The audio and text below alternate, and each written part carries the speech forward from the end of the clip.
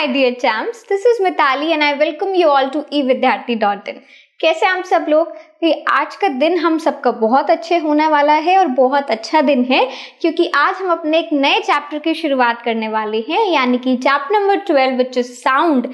इतने टाइम बाद मौका मिला है इतने बढ़िया से चैप्टर को पढ़ने का। काफ़ी टेक्निकल है, काफ़ी इंटरेस्टिंग है, बिकॉज ये हमारे सबसे बेसिक क्वेश्चन को आंसर करके जाता है कि भाई अगर आप इस वक्त मुझे सुन पा रहे हो या फिर अपने घर में किसी की भी आवाज़, चाहे क्लैपिंग की क्यों ना हो, टीवी की क्यों ना हो, और मेरी ही क्योंकि आपको अभी आ रही है ना, या फिर अगर आपके घर से, आपके बाहर से आपको कोई बुला रहा है, वो आवाज़ क्यों ना हो, तो ये जिस भी, और खुसर पुसर क्यों ना हो, है ना, जितनी भी आवाज़ों को हम सुन पाते हैं, how this concept is possible, ये सब कैसे पॉसिबल हुआ है और क्या क्या इसमें होता है, so that we are going to learn today. ठीक है, तो शुरुआत करते हैं सबसे पहले लेक्चर के साथ।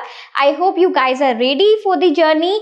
बहुत अच्छा चैप्टर है, बहुत इंटरेस्टिंग है, एज यूजुअल साइंस हमेशा ही लॉजिकल और इंटरेस्टिंग होता ही है। ठीक है, सो विल मेक श्योर कि अपनी जर्नी को हम उतना ही अच्छा बनाएंगे। बस आप लोगों ने साथ देना है, सुनना है, सवाल पूछने हैं, एंड वी आर डन। ठीक है ना, चलिए तो सबसे पहले स्टार्ट करते हैं। सबसे पहला सवाल आता है, साउंड होता क्या है ये बताइए। मैंने अगर इंट्रोडक्शन भी आप लोगों ने देखा हो, वहां पर भी आप लोगों से इसी बारे में बात करी थी कि साउंड कुछ नहीं है बल्कि एक तरीके की एनर्जी है जो कि ट्रैवल करती है, और उसके ट्रैवल करने से, यानी कि उस एनर्जी के प्रोड्यूस होने से हमारे कानों तक आवाज़ पहुंचती है ना। आवाज़ के जरिए हम चीज़ों को याद रखते हैं, हम बात करते हैं एक दूसरे से।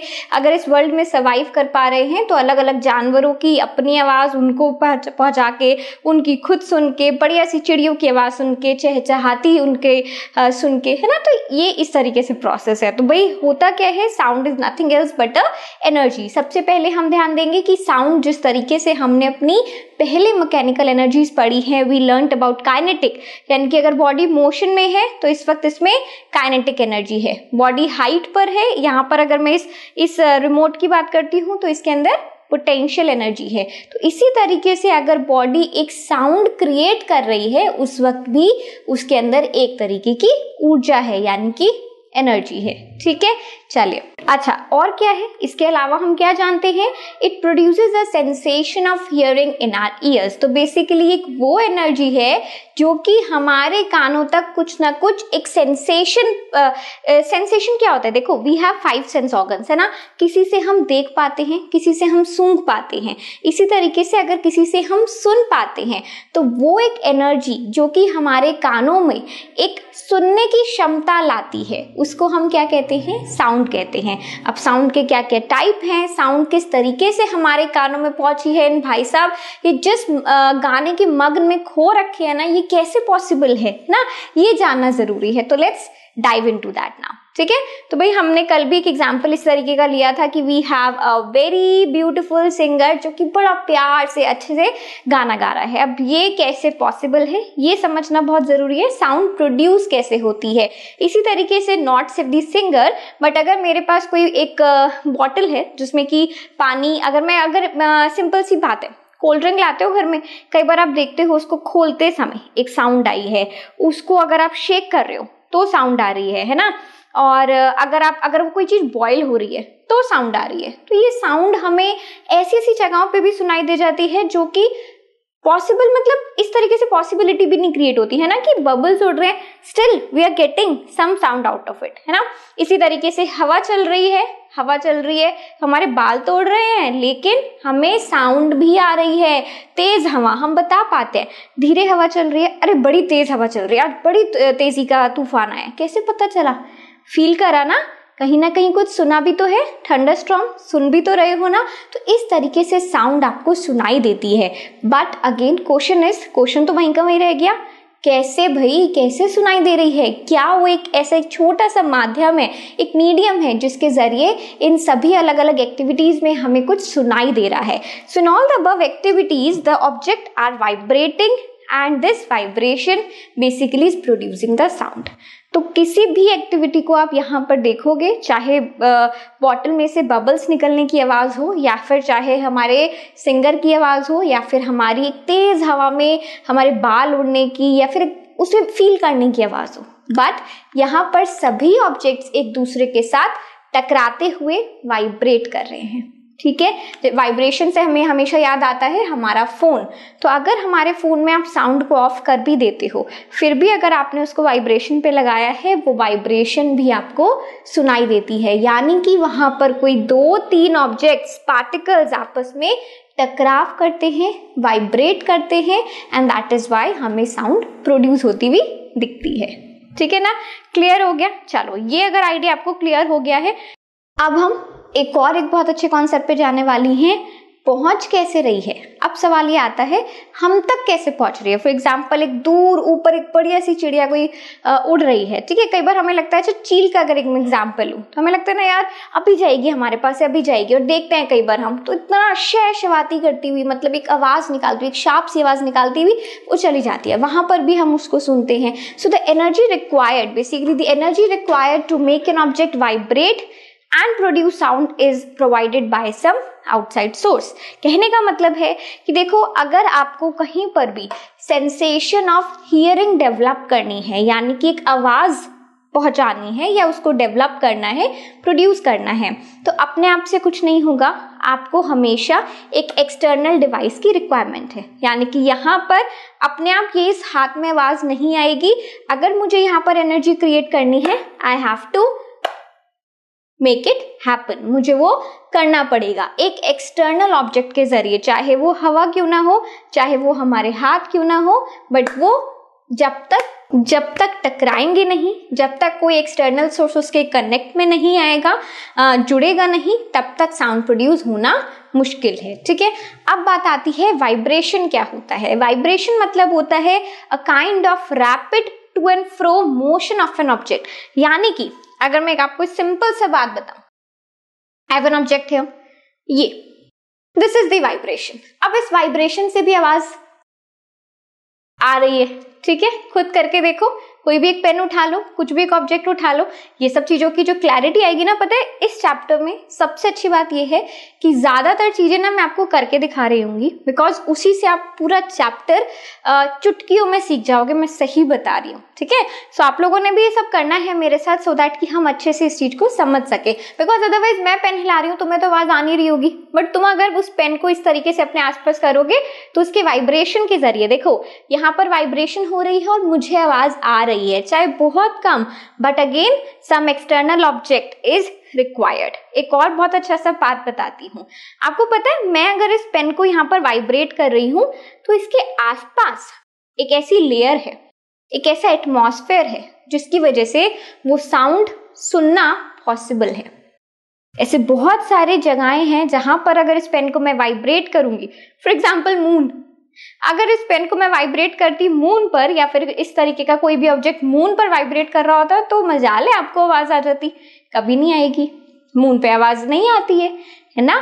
तो इसका क्या मतलब है? इसका एक मतलब है जो कि हिंट, मैं आपको हिंट देने जा रही हूं जिसको हम आगे पढ़ने वाले हैं। साउंड सुनने के लिए हमें एक एटमॉस्फेयर, एक सोर्स, एक मीडियम चाहिए होता है। ठीक है, चलो इसको हम बाद में कनेक्ट करेंगे, अभी हम आगे बढ़ते हैं। सो वाइब्रेशन का मीनिंग हमने समझ लिया है, टू एंड फ्रो मोशन, हम उसको वाइब्रेशन कहते हैं। अब बात आती है ह्यूमन बींग्स में क्या होता है। So the sound of the human voice produce due to vibration in the vocal cords. So basically कोई भी एक ह्यूमन बींग की आवाज अगर हमें सुनाई देती है, या फिर हमारे अंदर जो भी आवाज प्रोड्यूस होती है, वो कैसे होती है?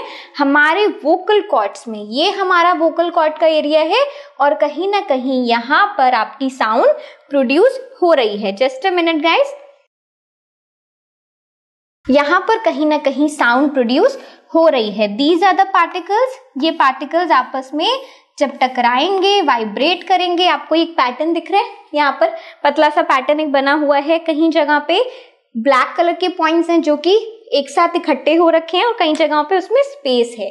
तो ये आपके पार्टिकल्स की वाइब्रेशन है, and due to this vibration we hear the sound, हमें सुनाई देती है आवाज। ठीक है, क्लियर हो गया। अभी डोंट वरी, इन सब चीजों को मैं और अच्छे से डिटेल में आगे बताने वाली हूँ, बट यहाँ पर अभी एक छोटा सा आप लोगों के लिए एक ब्रीफ चल रहा है कि भाई साउंड के आइडिया को एटलीस्ट हम लोग समझ सके। ठीक है, चलो तो अब हम बात आती है, अब यहाँ पर आज मैं मेहनत करने वाली हूँ, मैं आपको सिखाऊंगी या मैं आपको समझाऊंगी किस तरीके से हम साउंड को वाइब्रेट होता हुआ देख सकते हैं। ठीक है, तो एक काम करते हैं हम लोग, let's take highlighter.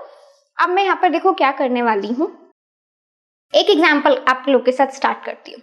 For example मैं यहाँ पर एक पेन को वाइब्रेट कर रही थी, ठीक है, या फिर एक काम करते हैं, हमारे पास कुछ स्पीकर्स हैं, ठीक है। आप अपने घर में क्या करो, जैसे अभी YouTube का एक वीडियो आप लोग के सामने चल रहा है, सो इसको मान लो कि आपके स्पीकर्स हैं। अगर इसी YouTube पर आप लोग एक बहुत तेज सा गाना चला दो, जो कि आप लोग अक्सर करते होगे अपने घर में, जब घर वाले चिल्लाने लग जाते हैं, उनका भी म्यूजिक स्टार्ट हो जाता है। तो बेसिकली होता ये है कि आप एक स्पीकर्स को जब भी चलाते हो तो वहां से जब साउंड आना स्टार्ट होती है तो क्या होता है, साउंड आप तक पहुंची है ना।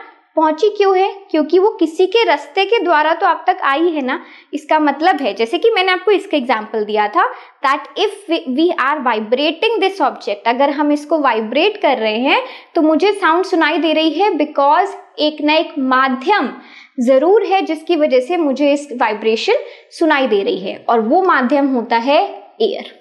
ठीक है, आंसर मिल गया। सो मेरे पास एक हवा है, हर वक्त है, हर तरफ है, उस एयर के जरिए ये वाइब्रेशन मुझे सुनाई दे रही है, या फिर आपको जो मेरी आवाज सुनाई दे रही है, या फिर अगर आप अपने घर में तेजी सा कोई स्पीकर चला लो, वीडियो चला लो, तो कौन सा ऐसा माध्यम है जिससे आप तक आवाज पहुंच रही है, वो है एयर।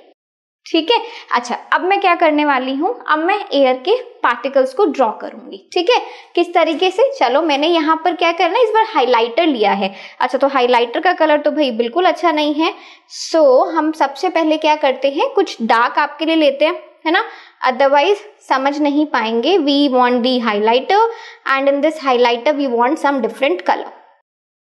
तो मैंने एक डार्क ले लिया है, सपोज ये मेरा हाइलाइटर एयर पार्टिकल्स हैं, ठीक है ना, ये हमारे एयर के पार्टिकल्स हैं इस तरीके से। ठीक है, यहाँ पर क्या था, यहाँ पर आपके कहीं ना कहीं पे वो स्पीकर्स थे जहां से आवाज ट्रैवल करना शुरू करा। ठीक है, ये स्पीकर्स मैंने बना दिए हैं, होता है ना पूरे मतलब अलग अलग तरीके के आजकल तो आते हैं, आजकल तो छोटे भी आते हैं बोट वगैरह के, है ना। बट आप लोगों ने, अगर मैं बिल्कुल पुराने उसमें चली जाऊं कि वुडन का बॉक्स होता था और दो उसमें पूरे ब्लैक कलर की बॉडी होती थी और स्पीकर्स होते थे, तो मैंने इस तरीके के आप लोग के लिए बना दिए। डीजे इमेजिन कर लो, वॉट एवर यू वॉन्ट, ठीक है ना। तो अब यहाँ पर एक पर्सन खड़ा है, फॉर एग्जाम्पल मैं, ठीक है। तो अब क्या होने वाला है, इस एयर पार्टिकल्स के थ्रू साउंड मेरे तक पहुंचनी है and I am going to dance on that. ठीक है, मैं उस म्यूजिक को एंजॉय करने वाली हूँ। तो होता क्या है कि जैसे ही साउंड स्पीकर से बाहर निकली, ठीक है, ये एक एयर का पार्टिकल है, वो पार्टिकल जाके टकराता है दूसरे पार्टिकल से। चलो अब इसको थोड़ा सा चेंज करते हैं, let's take the pen and I am going to show you with this. तो क्या होता है, ये जो हमारा पहला पार्टिकल है वो दूसरे से जाके टकराता है। दूसरा पार्टिकल, अच्छा टकराता कैसे है, अगर सपोज ये मेरे पास दो पार्टिकल्स हैं, ठीक है, एक काम करते हैं, हम लेते हैं इस तरीके के दो पार्टिकल्स, ये दोनों पार्टिकल्स किसके हैं, एयर के हैं। अगर मैंने यहाँ पर इसकी टकराव, मैंने इससे टकराव किया, अब क्या मैं अपनी पोजीशन पे बार बार वापस आ रही हूँ ना। तो एयर के पार्टिकल्स इसी तरीके के होते हैं, उनके अंदर ना इलास्टिसिटी होती है, लाइक अ रबर बैंड, है ना। रबर बैंड को आप खींचो अपनी जगह पे, वापस आएगा कि नहीं, है ना। तो इसी तरीके से एयर का पार्टिकल है, टकराया बट अपनी जगह पे वापस आ गया कुछ मिली सेकेंड्स के अंदर। अब क्या हुआ, इसके आगे एक और पार्टिकल है, तो ये भी उससे टकराएगा। सपोज करो जैसे हम किसी क्लाइंट में खड़े हैं, ठीक है, राशन पानी की, स्कूल में कई बार गर्मी है, वाटर कूलर पे खड़े हैं, बहुत सारे लोगों ने लाइन लगा ली है, या फिर कोई फॉर्म भर रहे हैं, बैंकों में आपने लाइन देखी है ना, अलग अलग जगहों पे, शादियों में खाने को लेकर लाइन लगी है। मतलब इतने अच्छे तो हम नहीं होते हैं कि लाइन में जाके खड़े हो शादी के खाने के लिए, बट ठीक है, आइडियल सिचुएशन मान लेते हैं, है ना। तो अभी क्या हुआ है, एक के बाद एक, एक के बाद एक, इस तरीके से लोग खड़े होते हैं। अब अगर एक ने दूसरे को कोलाइड किया, यानी कि टकराव दिया, तो वो वापस तो अपनी पोजीशन पे चला जाता है, लेकिन दूसरा भी तो हिलता है, और अगर दूसरा हिलता है तो तीसरे बंदे पे भी तो असर आता है ना, आता है कि नहीं। सब लोग को झटका लगता है, तभी हम दूर से चिल्लाते हैं, अरे यार कहाँ से धक्के को दे रहे हो तो वो एक चिल्लाता है, एक बोलता है हम नहीं दे रहे हैं, पीछे से आ रहा है, जैसे कि उन्हें पता ही नहीं है ना। तो पीछे से एक एक करके सब लोग टकरा रहे हैं। अब होता क्या है, ये इससे टकराते हैं, ये इससे टकराते हैं, ये इससे टकराते हैं, लेकिन ये लोग नहीं है, ये एयर पार्टिकल्स है। यानी कि जब एयर पार्टिकल्स आपस में टकराते हैं, जैसे कि मैंने इससे टकराव किया तो मैं वापस अपनी जगह पे आ गई, फिर इसने किससे टकराव किया, इसने थर्ड पार्टिकल से टकराव किया, ये भी वापस अपनी जगह पे आ गया, है ना। फिर तीसरे बंदे ने, तीसरे एयर पार्टिकल ने फिर से टकराव किया और अपनी जगह पे आ गया। फिर आगे क्या हुआ, करते करते प्रोसेस समझ गए ना कि सारे पार्टिकल्स एक दूसरे से टकराए तो हैं लेकिन अपनी जगह पर वापस आ गए हैं।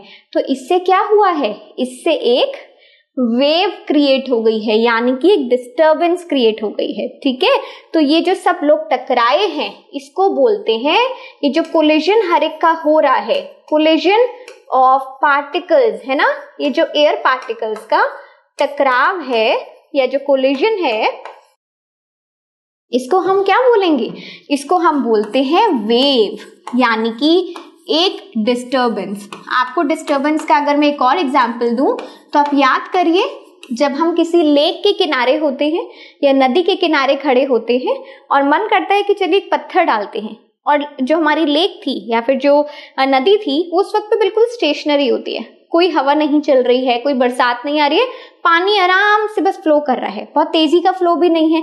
तो इस तरीके से नदी का पानी हमें दिख रहा होता है कि वो बिल्कुल स्टैंडिंग है, स्टेशनरी है। और अगर आपने उस पर एक पेबल यानी कि एक पत्थर फेंका तो एकदम उसमें क्या होता है, डिस्टरबेंस क्रिएट होती है। और डिस्टरबेंस क्रिएट होते ही आप देखते हो कि चारों तरफ एक सर्कल सा बन गया है ना पत्थर के जाने पर। कई बार हम लोग ये मजे के लिए भी करते हैं, देखते हैं कि यार कितना किसी का दूर जाएगा, नीचे किसका जाएगा, व्हाटएवर, बट पॉइंट समझ गए। तो उसको हम क्या कहते हैं, डिस्टरबेंस। डिस्टरबेंस से क्या क्रिएट होती है, वेव। तो ये जो वेव है ये क्या प्रोड्यूस करती है, ये प्रोड्यूस करती है इस पर्सन की कान में एक आवाज। ठीक है, तो बेसिकली होता क्या है कि आपके जो एयर पार्टिकल्स हैं वो खुद ट्रैवल नहीं करते, है ना। वो आपने देखा क्या इसने यहां तक ट्रैवल किया, नहीं। एयर पार्टिकल्स सिर्फ वाइब्रेट करते हैं, यानी कि एक टकराया दूसरे से, दूसरा टकराया तीसरे से, तीसरा टकराया चौथे से, चौथा टकराया पांचवे से, और इस तरीके से गाड़ी चलती गई। तो बेसिकली आवाज कैसे प्रोड्यूस हो रही है, जितने भी आपके एयर के पार्टिकल्स हैं they are vibrating with each other, वो एक दूसरे से सिर्फ वाइब्रेट कर रहे हैं, टकरा रहे हैं और अपनी पोजीशन पे वापस आ जाते हैं, और इसी वाइब्रेशन को हम वेव कहते हैं। और ये वेव जब हमारे कानों तक पहुंचती है तो हमें आवाज सुनाई देती है। ठीक है, चलो समझ आ गया, आई होप समझ आया हो, क्योंकि बड़ा इंपॉर्टेंट और बड़ा इंटरेस्टिंग कॉन्सेप्ट है ना। चलिए, लेकिन अब आपके पास एक सवाल हो सकता है, आपने इतनी लंबी जो कथा सुनाई है इसको याद कैसे करेंगे अपन लोग, है ना, लिखेंगे कैसे, उसकी चिंता मत करो, मैंने आगे सब आपके लिए तैयारी कर रखी है। पूरा ये जो चार्ट है समझा रही है एक बार फिर से, सिर्फ आपको इतना ही लर्न करना है। ठीक है, so sound travel through a medium, हम सबने देख लिया साउंड ट्रैवल करता है किसके द्वारा, एक मीडियम के द्वारा, यानी कि एयर। तो यहाँ पर वो मीडियम क्या हो सकता है, वो मीडियम आपका एयर हो सकता है, लिक्विड हो सकता है, और एयर तो गैस हो गई ना, तो ये हो सकता है, और सॉलिड हो सकता है। ठीक है, चलिए हमने ये भी समझ लिया। व्हेन एन ऑब्जेक्ट वाइब्रेट, जब कोई भी ऑब्जेक्ट वाइब्रेट करता है, air particles around it start vibrating, उसके साथ वाइब्रेट करना शुरू कर देते हैं, and eventually they produce sound. और इसी तरीके से वो क्या करते हैं, साउंड प्रोड्यूस करते हैं। ये जो डिस्टर्बेंस हुई है ना उनके वाइब्रेट करने से, the sound travel through the medium, ये जो डिस्टर्बेंस क्रिएट हुई है एक मीडियम में साउंड के ट्रैवल करने से, वो एक तरीके की वेव होती है। दस साउंड ट्रैवल इन वेव, और इसलिए हम साउंड को वेव मानते हैं या फिर वेव के फॉर्मेट में देखते हैं, और इसको हम क्या बुलाते हैं, मैकेनिकल वेव। तो ये आपके लिए इंपॉर्टेंट है, ये आपसे पूछा जा सकता है कि किस तरीके से आपने जिसको एक एनर्जी कहा था, स्टार्टिंग में हमने क्या बोला, साउंड एक ऊर्जा है, साउंड एक एनर्जी है जो कि हमारे कानों में एक सेंसेशन ऑफ हियरिंग प्रोवाइड करती है, यानी कि सुनने की क्षमता देती है ना। तो अगले ही पल हमने क्या बोला कि साउंड एक वेव भी है ना। तो अब हमें सबके पास आंसर है, आपके पास, मेरे पास, हम सब लोग अब जानते हैं कि किस तरीके से साउंड को हमने वेव कहा, क्योंकि साउंड के पार्टिकल से क्रिएट होती है डिस्टर्बेंस, उस डिस्टर्बेंस को हम कहते हैं वेव। ठीक है, तो एक काम करते हैं, आज इसको यहाँ पर खत्म करते हैं, बिकॉज अपने आप में ही बहुत बड़ा कॉन्सेप्ट हो गया है प्रोपोगेशन का। ठीक है, तो हम लोगों ने प्रोपोगेशन समझ ली है, बट अभी और भी बहुत कुछ है जो कि साउंड में हमें समझना है। So let's meet for another video. फिर से मिलते हैं एक नए वीडियो के साथ, एक नए इंटरेस्टिंग कॉन्सेप्ट के साथ। तब तक के लिए everyone, don't go anywhere, stay tuned with us, bye bye.